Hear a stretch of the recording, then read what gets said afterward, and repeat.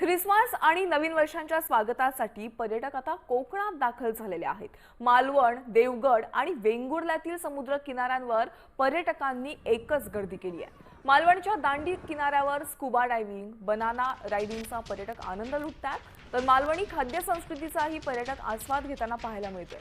पुणे, मुंबई, नाशिकवरून मालवणमध्ये पर्यटक मोठ्या संख्येने दाखल झालेत.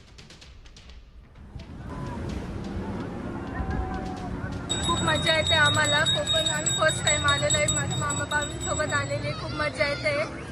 रीलपेक्षा रियालिटीमध्ये कोकण खूप छान आहे. तुम्ही पण नक्की व्हिजिट करा कोकणला. आम्ही इथे खूप सगळ्या राईड्स एन्जॉय करतोय आणि खूप मस्त आहे सर्व.